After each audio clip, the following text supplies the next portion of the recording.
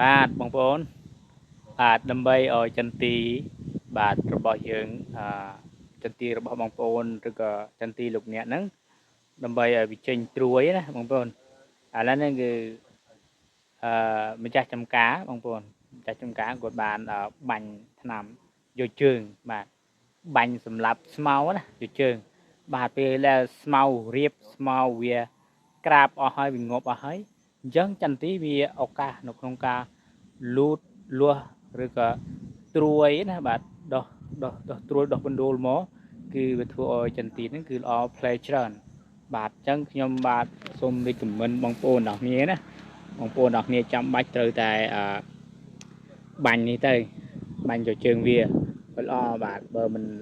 ជើងវាមិនល្អទេចន្ទីអត់ផ្លែល្អទេអត់សូវល្អទេអញ្ចឹងណាបងប្អូនបាទអានេះគឺខ្ញុំបាទគ្រាន់តែ recommend បងប្អូនអញ្ចឹងបើសិនជាបងប្អូនអរគ្នាចង់បានថ្នាំ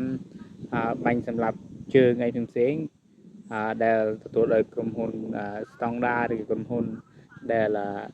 ទទួលដោយក្រសួងកសិកម្មអញ្ចឹងបងប្អូនអរគ្នាអាចទំនាក់ទំនងឬក៏ឆាតមកខាងខ្ញុំបាទបានចឹងបងប្អូនគ្នាចាំបាច់ត្រូវតែបាញ់ទៅជើងណាបាទសម្រាប់ស្មៅដើម្បីឲ្យមេចន្ទីនឹងវាដុះត្រួយល្អបាទ